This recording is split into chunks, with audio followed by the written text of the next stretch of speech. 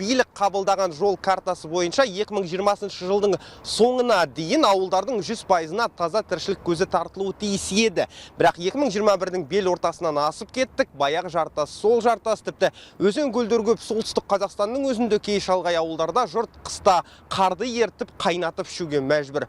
Түйткілді жуырдаған әріптесіміз Данил Москаленко өзінің «Время говорить» бағдарламасында көтерген еді. Қонақтардың бірі мәжілісмен Айбек Паяев проблема іске жауаптылардың көптігінде деді. Тыңдайық. Когда чабанов много, стадо умирает. Қазақта қойшы көп болса, қой арам өледі деген мақал бар. Соның кері болып отырмыз. Экология министрлігі магистралды құбырлардың құрылысына жауапта. Қазсушар болса, суды ауылдың шекарасына дейін жеткізіп беруге жауапта. Ал оны ауыл ішіне тарту шаруасы индустрия министрлігі мен жергілікті әкімдіктердің мойнында. Ақыры кімнен жауап аларымызды білмейміз. Жер-жердегі әкімдер ауыл жұртының проблемаларынан бейхабар. Шын мәнінде халықты таза ауыз сумен қамтамасыз ету үшін елімізде арнайы мемлекеттік бағдарламалар жасалған. Миллиондап қаржы қарастырылса да нәтиже шамалы.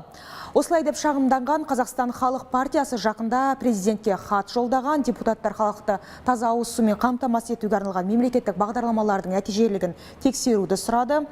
Айтуларынша, ауылдарды ауыз сумен қамтамасыз ету үшін мемлекеттен 592 миллиард теңге жұмсалса да, адамдар суды ескі шіріген құбырлардан алуға мәжбүр.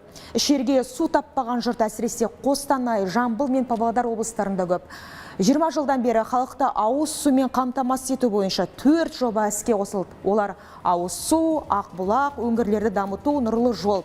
Бағдарламалар аясында 48,2 мың шақырым инженерлік желі салынып, халықты сумен жабдықтау деңгейі 92,6%-ға жеткен. Дегенмен қалған 7,4%-ы тиімділігін көре алмай келеді. Бағдарламалардың толық жүзеге асуына 900 миллиард теңгеден астам ақшамен әлі 4 жыл қажет. Сонда жылдар бойы қаузалып келе жатқан ауыз су мәселесі қашан шешіледі, оны дәл қазір біз Қазақстан Республикасы парламенті мәжілісінің депутаты, Қазақстан халық партиясының өкілі Файзолла Қаменовтен білеміз. Сәлеметсіз бе? Саламатсыз. Сіздердің президентке хат жазғандарыңызды білеміз. Сонда енді жалпы бір анықтаған дүниелеріңіз болды ма? Қаржы қымқырылған ба? Не мәселе? Анық-қанығын айтып берсеңіз. Бұл ауыз су проблемасы тек қана мынау Түркістан облысына байланысты емес, жаңа сіздер көрсеткен. Біз осы жағдайды білу үшін негізі халықтың өзімен көзбе-көз кездесіп талқылау үшін Қызыл автобус жобасын кіргізгенбіз. Сол кезде Қазақстанның барлық өңірлерін аралап шықтық. Сондықтан ауыз су проблемасы ең басты проблема. Бұл өте проблема ертеден келе жатқан нәрседе. Негізі жаңа сіздер айттыңыздар, бұл бағдарламаларға 2001 жылдан бері 592 миллиард берілген екен. Бірақ сол ақшаның бәрі қалай пайдаланды, тиімсіз бе, тиімді ме, ол әлі белгісіз.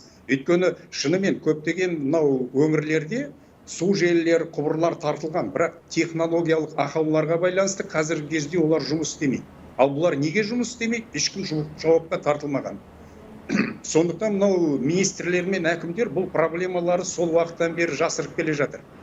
Бұны шындығына келіп, бұлай қазір ресми мәліметтерге қарасақ, қала халқының 97%-дан астамы, ал ауыл халқының 90%-дан астамы мынау ауыз сумен қамтамасыз етілген. Шынында олай емес. Сондықтан осы жағдайды біз мұқият зерделеп, интерактивті карта жасадық. Сол картаға қарасаңыздар білесіздер, Қазақстанның қандай өңірлерінде қазіргі ауыз судың қат екен. Бұл негізі саяси жағдайды ушықтырады. Мынау экологиялық жағдайда ушығып бара жатыр осы ауыз судың жоқтығынан. Жаңа өздеріңізде көрсеттіңіздер, мәлімет көрсетіп, шынымен жазда құдықтардан су алады. Ол құдықтар таза емес, арықтардан су ішеді. Қыста мынау қарды ерітіп ішеді. Сөйтіп отырған нәрселерді біз көзімізден көрдік. Сондықтан осы нәрселердің бәрін зерделеп келіп, біз Қазақстан Республикасының президенті Қасым-Жомарт Тоқаевқа Қазақстан халық партиясының артынан хат жолдадық. Хаттың мәтінінде негізгі сұрағымыз осы 2001 жылдан бергі бағдарламаларға жіберілген қаражаттың тиімді пайдалануы. Оған кім жауапты? Одан кейін екінші қазіргі кезде мынау осы қоғамдық мониторинг енгізіп, қазіргі жағдайда осы жағдайды әрі қарай ушықтырмай тезірек шешу үшін осындай мәтінде біз хат жолдадық. Енді шешімін күтеміз. Бұл өте шұғыл шешілетін маңызды мәселе. Сондықтан президенттің назары бұған әсіресе өздері де жаңа ол кісі айтып жатыр, ауады деп үміттенеміз. Бізде мынадай мәлімет бар, осы енді халықты ауыз сумен қамтамасыз ету мәселесін толық шешу үшін дейді 900 миллиард теңге қажет. Олған кемі 4 жыл кетеді дейді. Қазіргі дағдарыс желкеден қысқан заманда 900 миллиардты қайдан аламыз? Бұл мәселе қалай шешіледі? Енді бұл сұрақ негізі біз жаңағы соққаттың мәтінде президентке жолдадық қой. Негізі бұл үкімет басшыларына, үкіметте отырған азаматтарға сұрақ. Өйткені бұрынғы кеткен қаржыны білмей қайдан, қазіргі қаржыны қайтадан сұраудың өзі ұят деп есептейміз. Өйткені тағы да қаржы жоқ емес, беріледі, одан кейін оны қалай тиімді, тиімсіз пайдалану, тағы да оған үміт жоқ. Сондықтан бұл жерде қатаң қадағалау қажет сияқты. Жергілікті біз жаңа айтып отырмын, қоғамдық мониторинг. Мынау жергілікті халықтың өзі бұны өзі қай жерде бұлай қанша ақша келіп жатыр, қайта кетіп жатыр, бұны өздері қадағалауға тиісті деп есептейміз. Бұл жағынан біздің де партия өзінің жаңағы қатаң қадағалауға қолға алып, соған көмектесуге дайын. Енді өзіңіз мәселені нақты шешу үшін не істеу керек деп ойлайсыз қазір? Нақты бір алғашқы қадам, бірінші, екінші, үшінші. Жергілікті жерлерде негізі көпті сұрақтар. Кейбір жерлерде мына ауылдарда көрдік қазіргі жағдайда.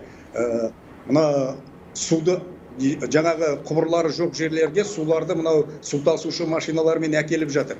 Бірақ олардың сапасы жоқ. Кейбір жерде мына Қостанай облысында болдық, олар ұсыныс жасап жатыр. Біз суды осындай жерде әр жаңағы жетпейтін ауылдарға бір жағдай жасап, сол жерде әкеліп сатамыз дейді. Оның сапасы қалай болады, түсініксіз. Сондықтан қазіргі жағдайда бірден бұлай шешуге болады деп осы 2001 жылдан бері келе жатқан шешуді, бірден шешуді бұл үкімет басындағы қазіргі жауапты кісілер жауап беруге тиісті деп есептейміз.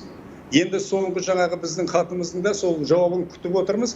Президент мырзаның өзі нақты қадағалау жасап, әрбір мынау жергілікті билікте отырғандардың тірлікте бөлінген әрбір тиынына дейін қадағалау керек дейміз. Сондықтан қазір мына жерде, әр жердегі мынау өңір бойынша жағдай әртүрлі.